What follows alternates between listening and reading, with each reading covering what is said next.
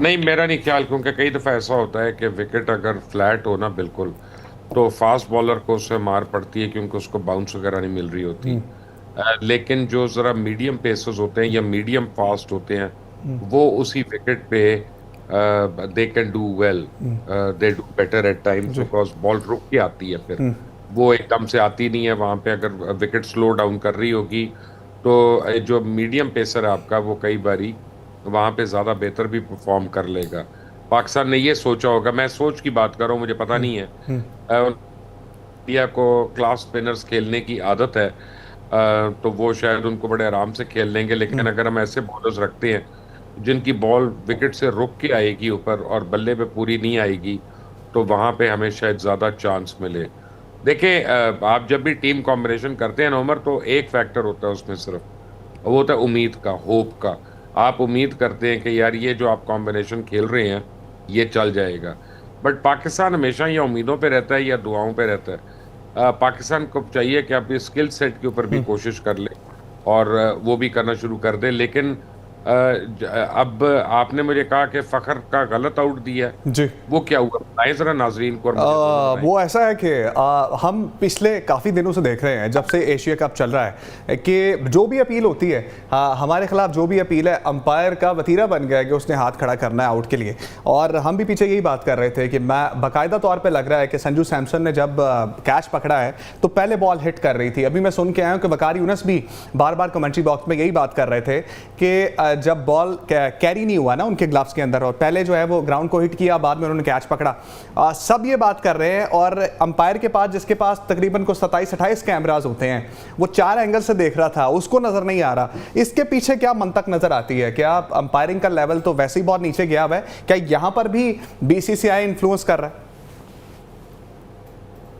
BCCI का influence तो बहुत ज्यादा है, लेकिन एशियन क्रिकेट के जो टाइगर हैं, जो प्रेसिडेंट हैं, वो तो मोहसिन नकवी हैं। तो हमें किसी और से कॉन्स्पिरेसी थ्योरी पे जाना नहीं चाहिए। But fact of the matter is के अम, हो सकता है वो जायज आउट हो सकता है वो आउट सही ना हो। लेकिन ये एक्सपेक्ट करना कि इंडियन विकेट कीपर स्पोर्ट्समैनशिप का मुजाहरा करेगा, वो ज्यादती की बात है। इंडियंस जो हैं वो तो ऑन द होल उन्होंने टूर्नामेंट में दिखाया कि दे आर टेरेबल स्पोर्ट्समैन। अब तो हर्षा भोगले भी कहना शुरू हो गया अब कि जो इंडियन टीम ने किया हाथ ना मिलाकर, वो बहुत घटिया हरकत की थी।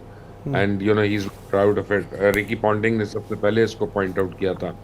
लेकिन अब आपको बताऊं कि अब आपने जो मुझे बताया, से लग रहा है कि फखर ओपन करने आए हैं। जी, फखर ओपन अगर कर रहे ऐसा है तो देखिए, ये पहले दिन से हम लोग बात करते होते थे कि फखर को आप टू डाउन क्यों लेके आ रहे हैं। आप एक ओपनर का बेड़ा कर कर रहे हैं और टू डाउन के ऊपर प्रेशर कर रहे हैं, और उसके पास पावर प्ले रह नहीं गया खेलने के लिए, तो वो क्या खेले।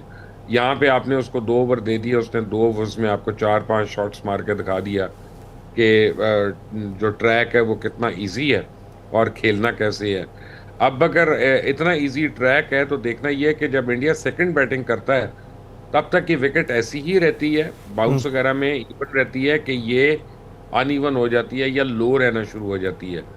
तो जो इंडियंस ने टॉस जीत के आपको बैटिंग कराई है, इसका मतलब वो समझते हैं कि विकेट जो है इजी हो जाएगी और खेल के साथ साथ, और ड्यू फैक्टर आपको फील्डिंग में तंग करेगा। तो अगर ये रिवर्स हो गई, विकेट इसने इजी ना रही, तो फिर ये इसके गले में पड़ जाएगी ये चीज। और ये जो फैक्टर है ये काफी इफेक्ट करेगा लोगों को। बट ऑन द होल देखें, पाकिस्तान में हमें 2 प्रॉब्लम्स हमेशा रही हैं। ये मैंने देखी थी जब हमने अपने बड़ों के साथ क्रिकेट खेली थी, तो उन्होंने 2-3 बातें हमें बताई थी कि आपकी जब टीम कमजोर होती है, दूसरों की टीम स्ट्रांग होती है ना, तो उनको कंटेन करने की कोशिश मत करें, आउट करने की कोशिश करें, अटैकिंग रखें अपने आप को। कि आप स्लिप रखते हैं, आप गली रखते हैं, आपको पता है कि चौका निकल सकता है, लेकिन आप पकड़ भी सकते हैं फिर वहां पे। तो ये आपके बॉलर्स को ठीक भी है मुबशिर कॉन्फिडेंस। साहब, एक कॉल आई है हमारे पास। कासिम हमारे साथ हैं मुल्तान से। कासिम, मैच आप देख रहे होंगे, क्या कहना चाहेंगे आज के मैच के हवाले से? बस जी ये कहना, वो जिसका खतरा नजर आ रहा है, जो अपील हो रही है वो कबूल हो रही है। आप देखें कि वो फखर जमान हमारे फौजी साहब को जो मिलते तो वो बहुत अच्छा परफॉर्म करते हैं, लेकिन इस दफा उनको मौका नहीं मिला और उनको आउट करार दे दिया गया, साफ नजर आ रहा है। तो इस पे बात करके बताएं हमें, मुबशिर साहब से पूछें और वो भी बताएंगे क्रिकेट एक्सपर्ट क्या कहते हैं कि क्या ये वाकई आउट था। यही लग रहा है कि ये आउट नहीं था। मुबशिर साहब, कासिम फ़खर ज़मान के आउट के हवाले से पूछना चाह रहे हैं। वो कह रहे हैं कि समझ नहीं आ रहा हमें कि फ़खर ज़मान का आउट दे दिया है। क्रिकेट एक्सपर्ट्स क्या कहते हैं आपके ख्याल में, क्या ये वाकई आउट था? असल में मैंने देखा नहीं है ना जी। मैं तो बैठा हूँ पोर्चुगल लिस्बन में इस वक्त बैठा हूँ। मैंने देखा नहीं, लेकिन मैं आपको एक बात बड़ी क्लियर बता सकता हूँ कि अगर वकार यूनस कह रहे हैं कि वो नॉट आउट था, तो मेरे पास उसको यकीन मानने में वकार साहब की बात के अलावा कोई चारा नहीं है। और मैं आपको कन्विक्शन से कह सकता हूँ कि फिर वो नॉट आउट थे। और ये इस पे मुझे बताएं कि क्यों नहीं पाकिस्तान रिव्यू में क्यों नहीं गया। ये भी तो एक बड़ी इंपॉर्टेंट बात। हम रिव्यू में गए थे मुबशिर साहब, और लेकिन वही हुआ कि थर्ड अंपायर के पास, मैंने जिस तरह कहा ना, 27-28 कैमरे होते हैं, 4 एंगल्स हैं, लेकिन उसने देख के भी आउट दिया। चले फिर आउट होगा, इसका मतलब है इतना भी नहीं होता जिंदगी में कि थर्ड अंपायर भी आपको गलत out they they. May be हम जिस एंगल से देख रहे हैं वो डिसेप्टिव एंगल है। ठीक है, अब let's play on the game, क्योंकि फखर के अलावा भी तो 10 लोग हैं, उन्होंने भी तो खेलना है। फखर ने ठीक है बड़ा अच्छा स्टार्ट दिया, बट दैट इज हिस्ट्री, वो आउट हो गए हैं। He is back in the Pavilion. अब आगे आने वाले क्या करते हैं। आज मैं आपको बताऊं कि बड़ा मेक और ब्रेक फैक्टर जो है ना, वो साइम अयूब का होगा कि साइम अयूब कितनी देर विकेट के ऊपर रहते हैं, और क्या अपना खोया हुआ कॉन्फिडेंस जो है वो वापस आता है उनका, कि रीगेन करते हैं कि नहीं करते। क्योंकि साइम अयूब जो है इज अ मैच विनर। अकेला एक बैट्समैन जो है वो मैच विनर हो सकता है। ऑन तौकीर हमारे साथ शकरगढ़ से मौजूद हैं। तौकीर, क्या कहना चाहेंगे? मैच आप देख रहे हैं और फ़खर ज़मान आउट हुए हैं, साहबजादा फरहान और साइम अयूब खेल रहे हैं। मैं बस ये कहना चाहूंगा कि आप अच्छी अच्छी बातें करें, लेकिन कोशिश करें कि इनको नजर ना लग जाए, ये ऐसे ही खेलते रहें और मैच करें। यार ये देखें फकीर, ये बताएं कि हमारी टीम है जिसको नजर भी लगती है और हमारी लगती है, ये दूसरों को नहीं लगती। अगर हम कहें कि यार वो विराट कोहली बड़ा अच्छा खेल रहा है, तो वो और अच्छा हो जाता है, उसको नजर नहीं लगती है। फिर छक्का हुआ है मुबशिर साहब, और कैच भी ड्रॉप हुआ है, और हम 9 की एवरेज से खेल रहे हैं। 68 रन अभी हमने बनाए हैं, और भारत की आज फील्डिंग अच्छी नहीं लग रही। 3 कैच छोड़े हैं भारत ने मुबशिर साहब।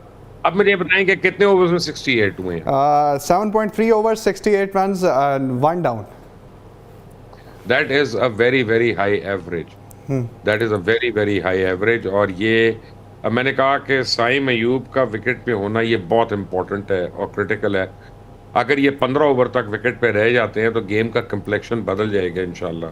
अच्छा देखिए, मैं आपको एक और बात बताता हूँ कि मुझे मैं नारे नहीं मारता उस तरह के, लेकिन जिस तरह का बिहेवियर इंडियंस का, इंडियन गवर्नमेंट का, इंडियन बोर्ड का, इंडियन टीम का, इंडियन प्लेयर्स का रहा है over a period of time, और जिस तरह इन्होंने चैंपियंस ट्रॉफी में भी डील किया है, तो मैं तो कहता हूँ कि अल्लाह ताला इनको और एक्सपोज करे। ये पता नहीं ओमान के हाथों बच गए, ये तो उसके हाथों से लील होने लगे। तो लेकिन खैर वो सही कह रहे हैं, हम नजर तो नहीं लगाना चाहते, लेकिन ये तो हम दुआ कर सकते हैं ना कि यार मजीद अच्छा खेल रहे हैं, अच्छा खेलें। और अच्छा, लेकिन एक बात याद रखिएगा कि जो विकेट आपके लिए आसान है ना, वो उनके लिए भी आसान होगी। हाँ बिल्कुल ठीक। मुबशिर साहब, ओमान वाला एलिमेंट आपने बहुत अच्छा रेस किया है। हमने देखा कि अगर कोई अपनी कंसिस्टेंसी के साथ गुड लाइन को हिट करता है ना, कोई बॉलर जो है वो फिर मुश्किल में डालता है वर्ल्ड क्लास बैटर्स को भी। ओमान के अगेंस्ट हमने देखा कि भारत मुश्किलात का शिकार रहा, उन्होंने बाकायदा तौर पे जो है वो उनको परेशान किए रखा, और हम नहीं कर पाए। हम जो है वो एशिया की बेस्ट टीम है, हमारे पास बेस्ट कोचेज़ हैं, हमारे पास बेस्ट सेंट्रल कॉन्ट्रैक्ट्स हैं, हमारे पास बेहतरीन फॉरेन कोचेज़ हैं, हमारे पास एक लंबी चौड़ी टीम है। आप तो साइकोलॉजिस्ट भी रख लिया हमने, और उसके साथ साथ बड़े बड़े फिजियो, अगर अंपायर वहाँ पे ग्राउंड में ज़ख्मी हो जाता है तो हमारा फिजियो जाता है उसको ठीक करने के लिए। तो हम क्यों नहीं दंदल डाल सके अभी तक भारत को, जो मान में डाले थे? मैंने जब आ रहा था तो ये जो थे ना साइकोलॉजिस्ट, ये भी मेरे साथ ही फ्लाइट में थे, दुबई तक हम एक साथ गए हैं। मैं आगे से लिस्बन आ गया था, ये दुबई चले गए थे टीम के पास। उन्होंने रास्ते में मुझसे पूछ रहे थे कि यार आपके ख्याल में क्या होना चाहिए। मैंने कहा 2 चीजें उनको बताई अपने प्लेयर्स को। एक तो tell them to enjoy the game. हमारे प्लेयर्स ने गेम को एंजॉय करना छोड़ दिया है। एंजॉय द गेम, ये बड़ा इंपॉर्टेंट है। और दूसरा, होप दे उनको, क्योंकि होप के बगैर कुछ नहीं होता। इफ यू टेल देम कि यार तुमने हारना है, अब तुम डिफेंसिव खेलो, अपनी विकेट ना जाए, तो वो मर जाएंगे। But if you give them hope that you can be heroes of this country for all the time to come, तो फिर वो टर्न अराउंड भी हो सकता है। तो आई होप कि उन्होंने काम किया। और जो आप मुझे अभी परफॉर्मेंस का बता रहे हैं, लगता तो यही है कि हमारे जो साइकोलॉजिस्ट साहब हैं, डॉक्टर साहब जो हैं, उन्होंने काम दिखाया है। ठीक है, अफजल हमारे साथ मौजूद है रावलपिंडी से। अफजल, एक और छक्का लग गया जी, साइम ने छक्का मार दिया एक और, पूरा मुंह पे और डाउन द ग्राउंड जाके छक्का मारा मुबशिर साहब। अफजल, पाकिस्तान की टीम अच्छा खेल रही है और 9.31 की एवरेज के साथ हम खेल रहे हैं। मुबशिर साहब से क्या पूछना चाहेंगे आज के मैच के हवाले से? जी अफजल, सुन पा रहे हैं मुझे? मैंने कहा जी, फखर को जो आउट दिया गया है वो गलत आउट दिया है, लेकिन अंपायर थर्ड ने जो फैसला किया है गलत किया था।